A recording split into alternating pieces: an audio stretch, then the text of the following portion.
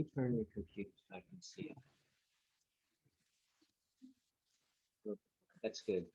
Thanks. So good morning, everyone. Good morning. It's good to have everyone here, and welcome to those who are Zooming in as well. Even though you can't be with us in person, we're glad that you can join us via technology. So we welcome everyone here. Welcome to our visitors. We have some that are here for the first time, some that are here that haven't been here for a long time, and it's good to be together as we worship together, as we look at God's word together, and as we encourage each other. This morning, if you have your Bible, turn to the book of Matthew. Henry mentioned already, I'm looking at Matthew, some of the different Beatitudes, and was looking at Jesus' words in Matthew 5, verse 5, where he says, "Blessed are the meek, for they shall inherit the earth." There are also parallel verses that I think go along with how the meek person is to live their life in daily life. And we'll be looking primarily at verses 38 to 48 of Matthew 5. This is a two-part message, and this is the second part. So it's the title of the message is Blessed Are the Meek, Part 2.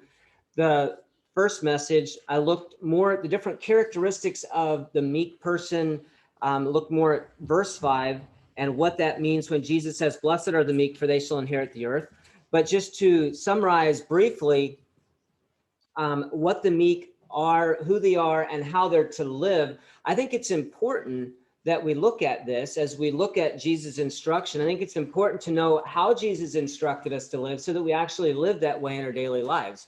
So when Jesus says, "Blessed are the meek," what does that look like for us? This is not just theory. It's not just like nice words, but how does Jesus actually want us to apply that into our life? And throughout Matthew 5, 6, and 7, the Sermon on the Mount, we have a lot of, I think, rich teaching that's practical that we can apply it to our daily life. It's not just theory, but I think Jesus actually wants us to live this way in our daily lives. Verses 38 to 48 of Matthew 5 will give us more practical ways of how this looks in our daily life. But before we go there, I'd like to look at, to summarize a little bit from the previous message, some of the characteristics of a meek person.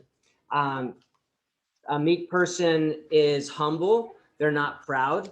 A meek person is under control, under God's control. They're not undisciplined. A meek person is gentle. They're not easily provoked. A meek person is teachable. They allow, first of all, God to teach them through his word, and then they allow others to teach them as well. A meek person is teachable. They recognize they don't have all the answers. And I don't think any of us would be so arrogant as to say that we have all the answers, but I know that sometimes it's easy for me to live my life like I do have all the answers. I know I don't in my head, but sometimes practically as I live my life, I'm like, no, I don't want you to tell me what to do because I have this all together.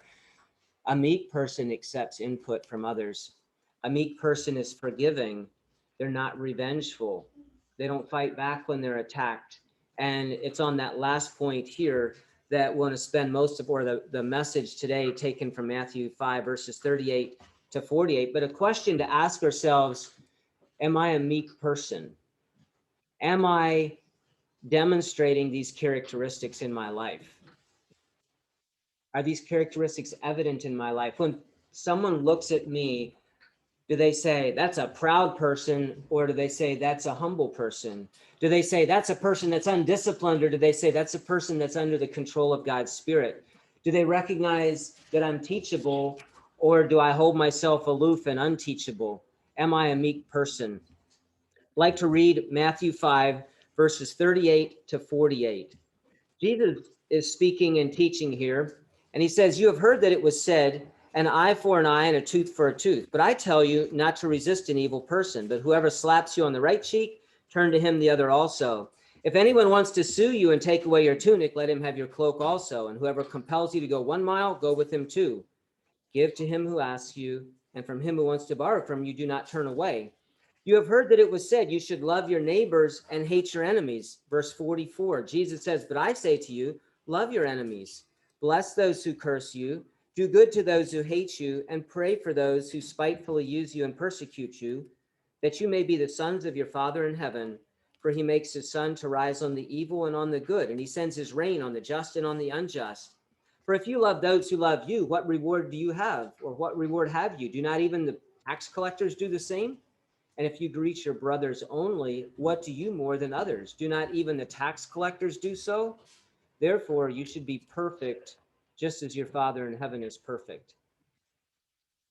Jesus starts out this section saying, you've heard that it was said, but I say to you. So he's contrasting what was common in their day, what they had heard, probably many of them since they were little. And Jesus takes that teaching and takes it to a different level. He does that several times throughout the Sermon on the Mount. You see it in verse 21, you see it in verse 27, you see it in verse 33, or a form of that. You see it in verse 38 and again in verse 43. And I think if you would go into chapter 6, I didn't actually look ahead, but I think in chapter 6 and 7, you have teachings again where Jesus is showing what it looks like, what it means to live as a follower of Jesus. In verse 38, Jesus says, you've heard that it was said, but I say unto you. And then he goes on in verse 39, he says, do not resist an evil person, but whoever slaps you on the right cheek, turn to him the other also. Jesus, I think, is referencing back to three different passages in the Old Testament. In Exodus 21, verse 24, in Leviticus 24, verse 20, and Deuteronomy 19, verse 21, where, to paraphrase those three passages, God speaking to his people said it's an eye for an eye and a tooth for a tooth. And if you look at the context in those three passages, God is talking about justice, and he's making sure that the punishment is equal to the crime that was there. God's original intent, I believe, was to preserve life and to make sure that the punishment was in proportion to the crime. And if you look at these three passages in Leviticus and Exodus and Deuteronomy, you see that God is concerned about justice.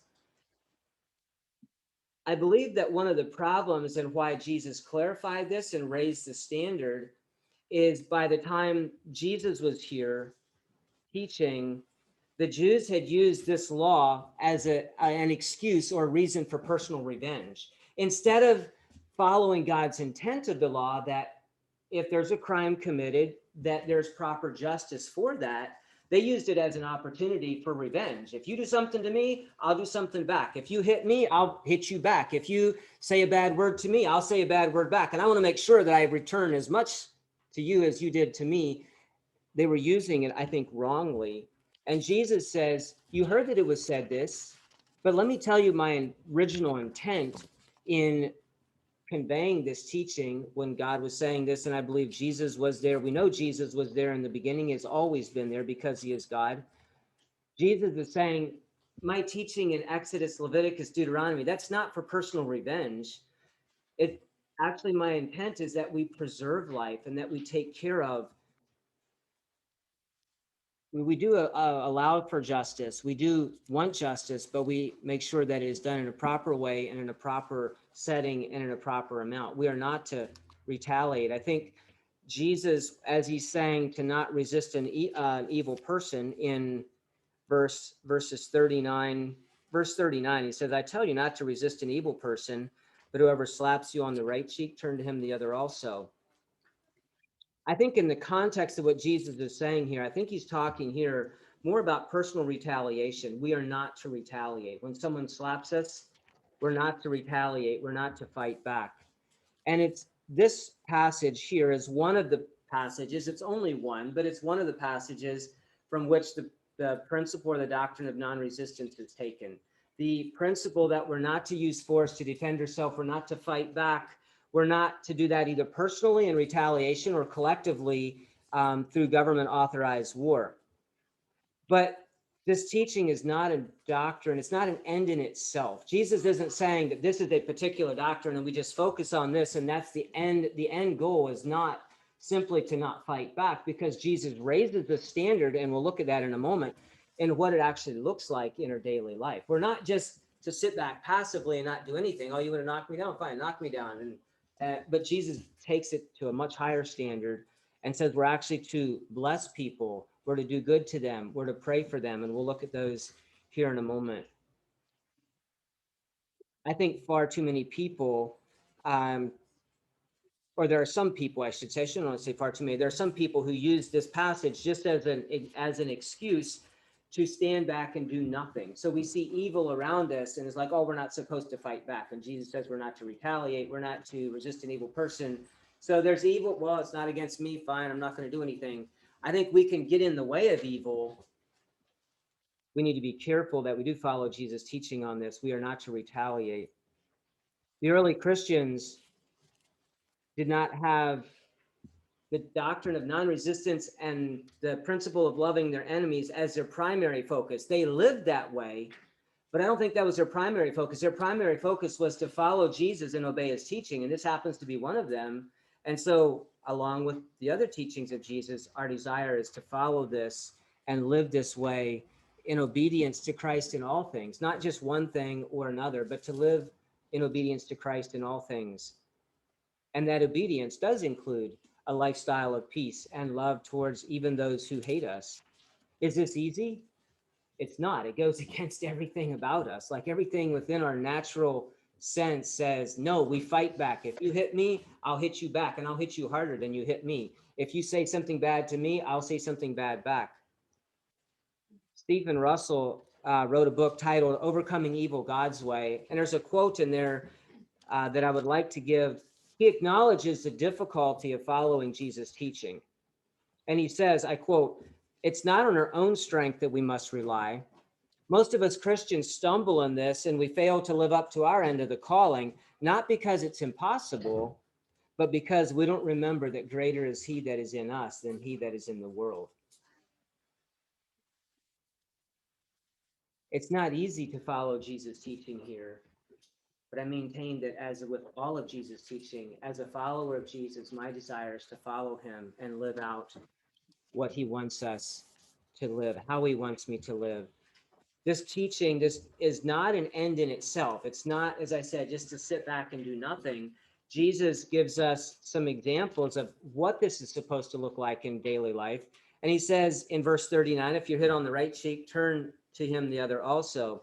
As I was looking at this, I found something interesting here. I need a volunteer. Kendall, do you mind coming up here? Um, so you don't have to hit me, but if you were to hit me, so Jesus is saying, if someone hits you on the right cheek, turn the other also. So stand a little bit more to the side here, so they in the back can see. If you were going to hit me, like pretend you're going to, don't hit me. If you want to, I guess you can. I can practice this. But, my point is, if you're going to hit me, how would you hit me? Like just like go through the motion. Just stop before you hit me. Okay. Thank you. You can notice what he did. He came. Was he hitting me on my right cheek? No, he was hitting me on my left cheek. You can sit down. Thanks. Before he does hit me, right? I chose Kendall because I didn't think he would hit me.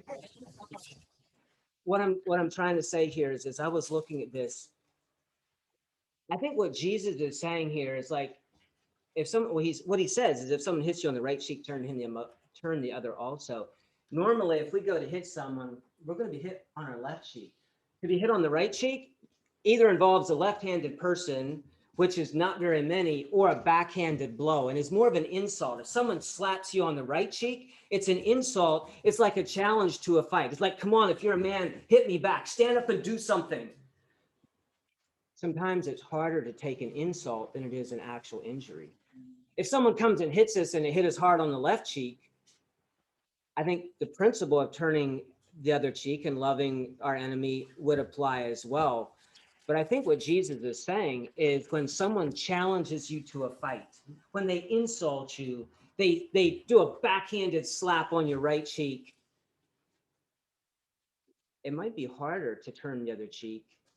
And if someone does that, literally, if they slap you on the right cheek and you say, hit me on the other side, you're preparing yourself for a harder blow than the first one. A backhanded slap it'll sting, it'll hurt, it'll be an insult. But if you say, okay, hit me on the other side, you depending on who it is, you might be knocked out on the floor. But Jesus is teaching us that we are to show love. We're to turn the other cheek. How did Jesus live in this? The meek person chooses to forgive their persecutors. They give their pain to God.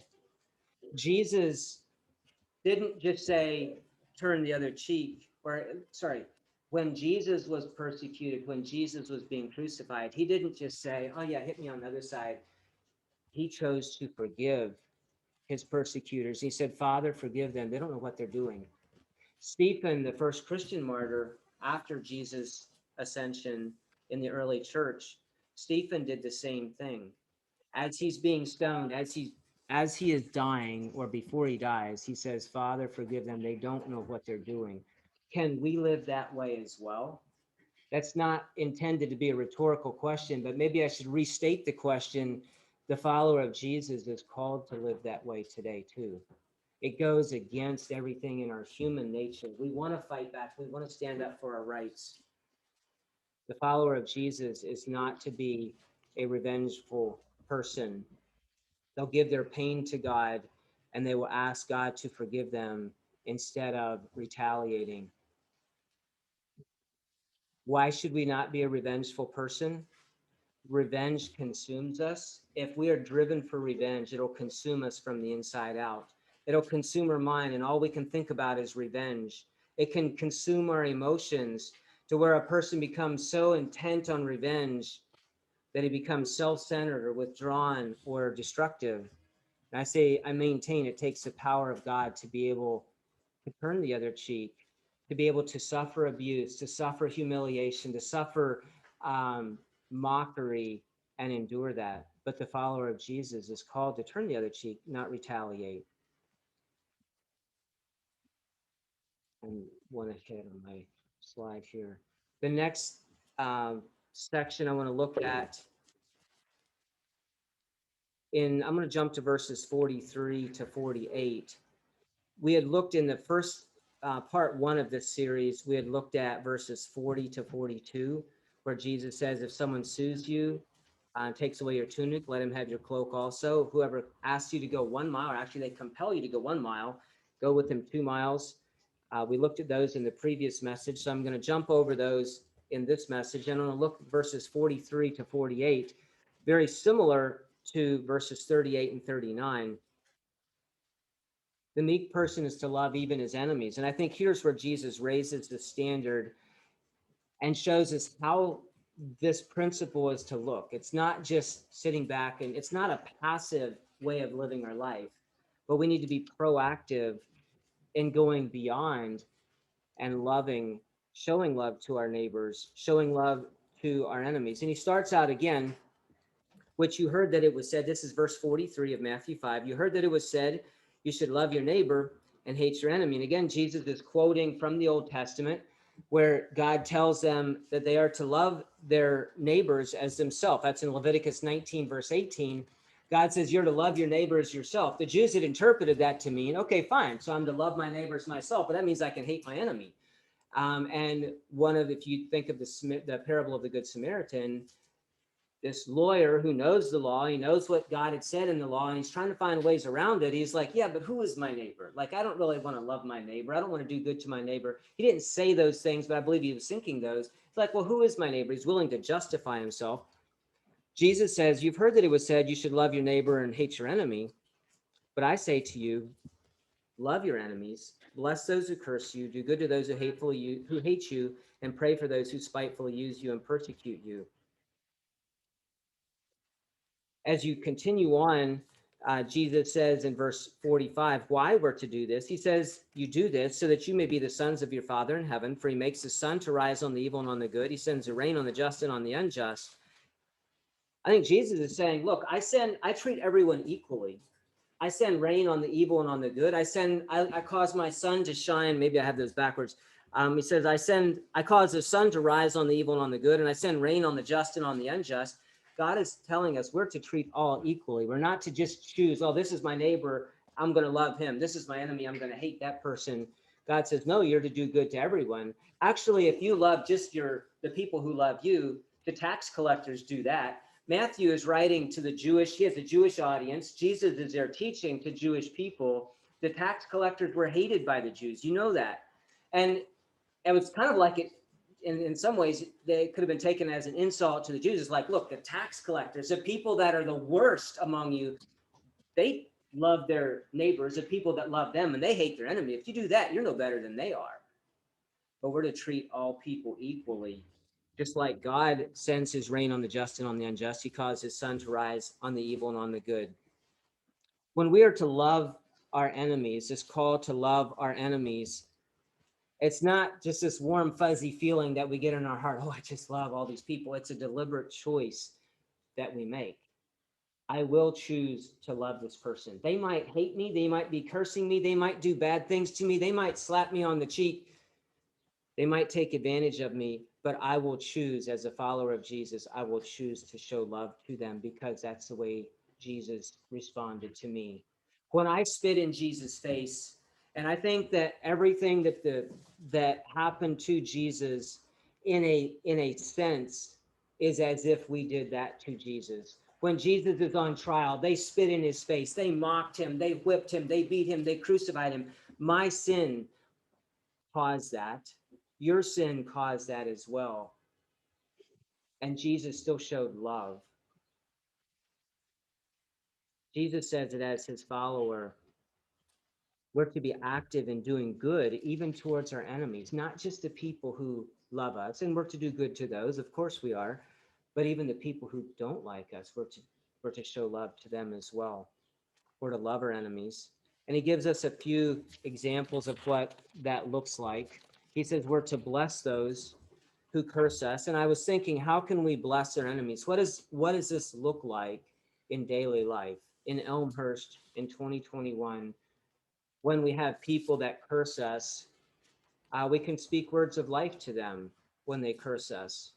And Jesus, if you go back to verses 10 to 12 of Matthew 5, Jesus says that if we are, I'm paraphrasing here, if we are cursed or if we are persecuted for his sake, if it's because we are a follower of Jesus, that God will give us more blessing.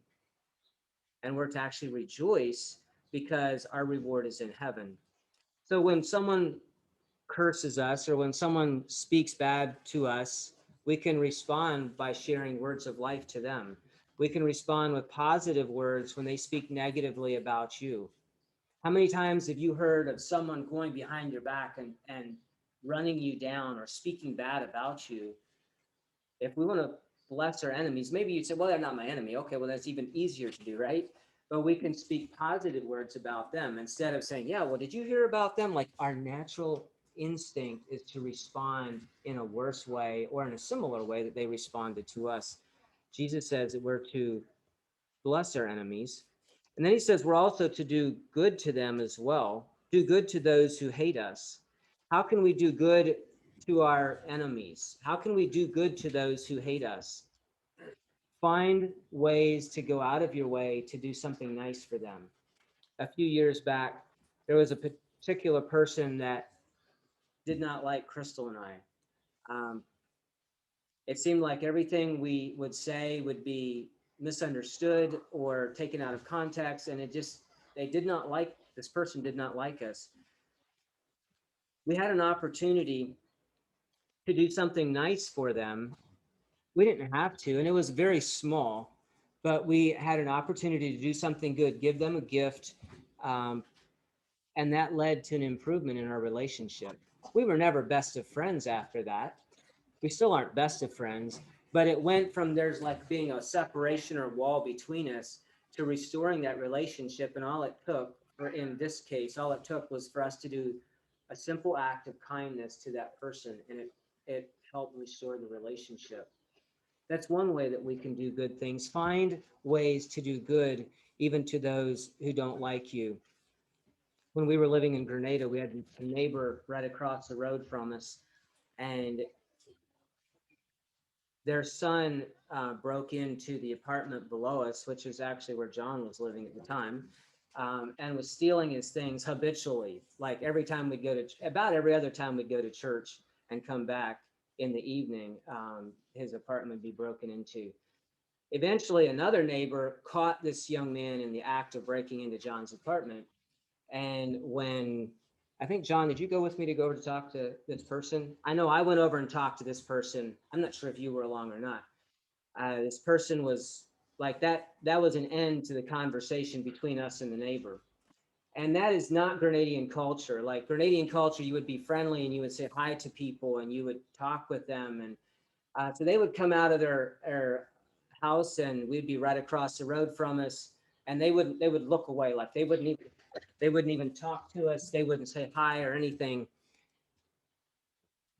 I was like, if I'm ever going to build this relationship back, I need to at least take initiative to start saying hi, good morning, and trying to do things for them.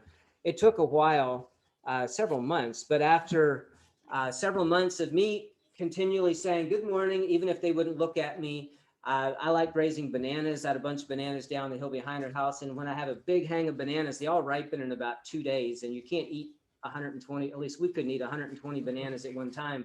So we'd take a hand of bananas over to them and little things that we could do here and there as a way of trying to build back the friendship. And it took several months. And they started warming up. They started looking our way when I would say good morning. Eventually, they started saying good morning, and eventually, it restored our friendship. I could have said, you know what? You did wrong to us. You took things from us. You took things from John. It was your problem. It's not my problem. I just pointed out the error of your way, and you should be making the steps to restore this friendship. They weren't going to do that because they weren't following Jesus. But as a follower of Jesus, we are called to start trying to build this relationship. And it was easy in a sense for me to do that, trying to do good to people that did not or had done wrong to us. And eventually it restored the relationship, and the friendship was restored. We were good friends later on when after that. It took some time, but that was restored. We are also called to pray for those who misuse us and persecute us. This is in verse 44. We're to pray for those who spitefully use you and persecute you. When people hate you and say nasty things about you, pray for them. Pray for their lost souls. Ask God to show you ways that you can do good to them. And this is hard. It's not something that I don't like doing in my natural self, but my desire is to be more and more like Jesus, and I want to follow what Jesus is saying here. I already read verses 45. Jesus says that you do this so that you can be the son of your Father which is in heaven. He treats everyone the same. Verses 46 and 47. If you love those who love you, what reward do you have? Do not even the tax collectors the same? If you greet your brothers only, what do you do more than others? Don't even the tax collectors do so? Then he says, be perfect just as your Father in heaven is perfect. There's a lot more that could be said on this in what it looks like as it relates to a national level. In terms of Jesus is talking here, I think primarily in personal relationships, and how this relates to a national level and a country maintaining justice and order is a scope of another message. But I'd like to just reference two passages of how a Christian should live, even as it relates on a national level as well. And then I'll look at some objections that are fairly common objections to what Jesus is teaching here. In John 18, Jesus is standing before Pilate. This is at Jesus' trial. And Jesus affirmed that his kingdom is not of this world. He said, if my kingdom were of this world, my servants would fight. They'd defend me. But my kingdom's not from here. I'm part of a heavenly kingdom. And Jesus contrasts the actions of his followers with fighting back. He says, my followers are not going to fight back. In Romans 12 and 13, we have the contrast. In Romans 12, we have the description, I should say, the description of how a follower of Jesus should live. We're to be transformed by the renewing of our minds so we can prove what is good and acceptable in the perfect will of God. We have different gifts in Romans 12 that God gives the church for the edifying of the church.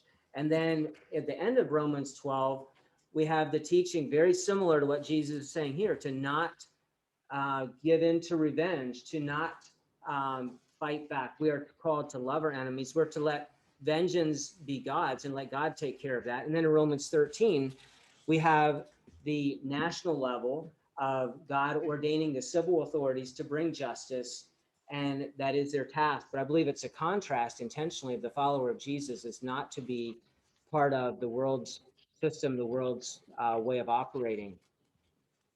Much more could be said on it. You could preach messages and write books, and both have been done on that topic, that aspect. So I'm not going to focus on that this morning, but I'm saying that as Jesus calls us as a follower of him, if we're going to be meek, we have to live out in practical ways, daily life, our relationships with people around us. I'd like to look at some objections, especially objections to that are fairly common to not fighting back. And one of the most common ones, this one is more an objection on a national level. And the objection or the argument is, well, David was a man of war. David was a man after God's own heart. Doesn't that mean that today, as followers of God, that God is endorsing war for his followers? It's true. In the Old Testament, God used war to accomplish his purposes. And God even had specific instructions throughout the Old Testament of God using his chosen people to go to war as in punish some of the wicked nations like the Amalekites or the Assyrians. God also instructed the Assyrians to go to war and conquer his own people for their sins. David was a man under the law. He was under the old covenant. I would say that in the old covenant, they did not have the Holy Spirit living within them. They did not have Jesus teaching as we have it today. They did not have the completed work of salvation that came through Jesus. And I would maintain that, yes, it was permitted, and God even instructed them to do that, but that wasn't the original heart of God. You go back to Genesis 4. You can make a note of this later, and you can go there later on and read that. Genesis 4, when Cain killed his brother Abel, the first murder in the Bible, as you go through the Bible, the first time something is mentioned often gives us an idea of the heart of God on that particular matter. It's not necessarily a teaching that is always happened at that time, but read through the Bible. The first time a particular topic or event happens, it gives you an idea of the heart of God on that. Cain rises up, he kills his brother Abel because he's jealous that God accepted Abel's sacrifice and not his. If there would have been a place for God to set a standard for capital punishment, it seems like this would have been the place. You have the first murder, the first sentence. Instead of the death penalty, God does the opposite. He puts a mark on Cain and he says, no one may kill him. Actually, if anyone does, like to preserve life. And as a means of preserving life, I'm going to promise, he said, sevenfold vengeance on anyone who kills him. God was concerned about the way people would respond even to death, even to murder. As I go in the New Testament standard for the Christian, the follower of Jesus, that we're always to respond in love and not retaliation. If you disagree, I would ask you to show me from the New Testament where God instructs his followers to go and kill others or to retaliate. I don't see that in the New Testament. It's in the Old Testament, yes, but not in the New Testament. Another objection, someone says, well, I won't fight personally. I can follow Matthew 5 at a personal level, but if my country calls me, then I will go to war with my country. I'll stand and fight with them. Romans 13, God speaks about this. He ordains the government as a means of keeping civil order and law within a society. As I read the New Testament, I see a contrast. Jesus gives a contrast, and I see the contrast throughout the New Testament of how a follower of Jesus is to live and a follower of the world. And they're two different standards, they're two different kingdoms, and they're going to two different places. Some contrasts. There's a difference between the way the government handles events and the way the follower of Jesus is too. The government is about promoting and protecting self. Jesus' way is about denying self and looking out for the good of others. The government's way uses force or threats to win. Jesus' way is to win them by showing love. The government's way is to their way to peace is to have a monopoly on violence. And stop and think about that for a moment. I believe that is true. Whoever can show that they are stronger than everyone else, if I have a monopoly on violence, then I can control peace that way. And the United States has done that for decades by proving that they are stronger, more powerful than they can tell everyone else what to do. That's not Jesus' way. Jesus' way to peace is to do good to our enemies, to love them, and we make our enemies our friends by doing that. We don't have a monopoly. We don't do more bad and have them be afraid of us, but rather we show love to them and get rid of our enemies by making them our friends. Nationalism, love for my country, defense of my country brings division.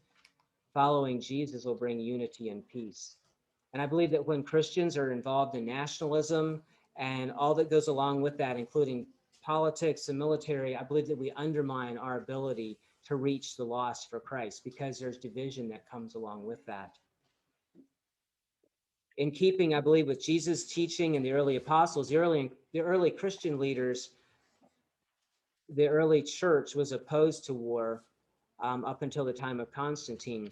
Cyprian said he was a bishop who was martyred in AD 258. So I'm not sure the time of his quote, but it would have been before 258. He wrote, "Murder, which is admitted to be a crime when committed by an individual, is a virtue when it's committed whole scale by troops under command.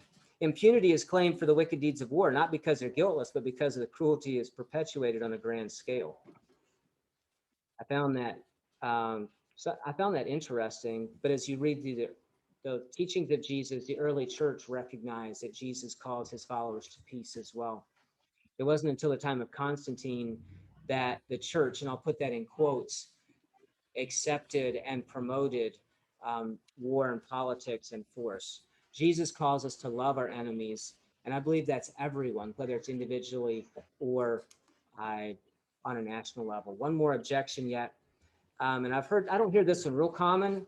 The objection is, well, if everyone followed Jesus' teachings, and if everyone followed Jesus' teachings to love our enemies, then evil would rule the country.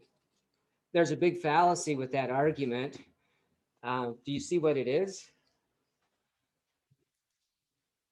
If everyone would follow Jesus' teaching, then there would be no evil. We wouldn't need the war. We wouldn't need police. We wouldn't need everything. So there's not everyone does follow Jesus. We know that. We do have Romans 13. God does ordain the government to keep order.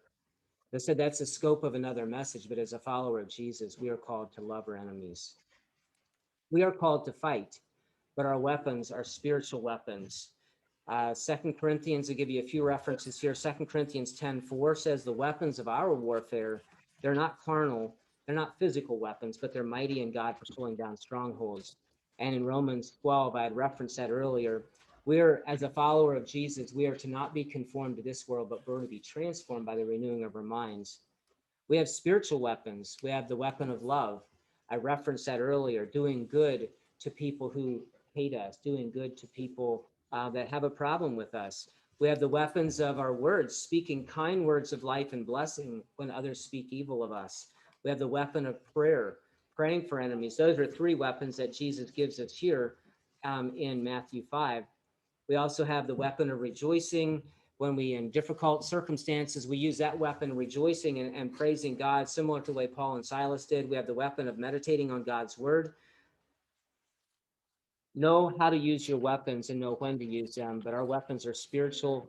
They are not physical weapons. Jesus closes this chapter, Matthew 5, in verse 48, with the staggering words. He says, "We're to be perfect, just as our Father in heaven is perfect." The word perfect also means complete. It doesn't really mean carry the idea of mature. I can sometimes, but that would not apply here anyway, because you can't say be mature as God is mature. God has always been mature in a sense, but we are to be, I believe Jesus is calling us to live in obedience to his word and to strive for perfection. I am not perfect yet. And that's why Jesus had to die, because I cannot do this by myself. And yet God's righteousness, his holiness demands perfection. In verse 20 of Matthew 5, Jesus, talking to his audience, says, unless your righteousness exceeds the righteousness of the scribes and the Pharisees, you'll by no means enter the kingdom of heaven. Our righteousness comes from Christ, and our only hope is Jesus. Our only chance of being able to stand in front of God or with God is because of what Jesus has done for us. Because of Jesus' perfection, when we accept that as our own, and we accept the sacrifice that Jesus made on our behalf, we can be perfect. Without Christ, I am nothing, but with Jesus, I have everything. Sometimes we sing the song, Lord, I need you. And in the chorus, it says, my one defense is my righteousness.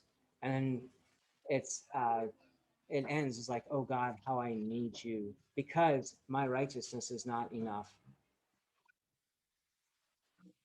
When we accept Christ, follow his teachings, his example, we invite him to come in and transform our life, then God can look at us through the lens of Jesus, and he sees Jesus' perfection. Jesus is our example, so let's pattern our life after him, not after the world's standards. Let's approach the scriptures with a willingness to obey, a desire to learn and follow. And I pray that God would help us to walk in obedience to his word. Let us pray. God, we come to you today and I recognize that by myself, I cannot live out this teaching. By myself, I cannot bless my enemy. By myself, I cannot do good to them. It's only because of you that even that's possible. And it's only because of you that we can be perfect as we accept your righteousness, your perfect sacrifice on our behalf. God, help us to have a heart that wants to obey you and a heart that will continually strive to live in obedience to your word. Help us even when our enemies curse us or hit us or insult us or do wrong things against us or persecute us. Help us to be able to respond in love, to pray for them. Help us to be able to live out your word, and so that it's so evident that when people see us out on the street, they ask, what happened? How can you respond that way? And it will give us an opportunity to point them to you, Jesus. Help us to be accurate reflections of your mercy and your love to us. Help us to live this in obedience, and to live in obedience to all of your commands, not just this one, but to be proactive and follow you in all things. In Jesus' name, amen.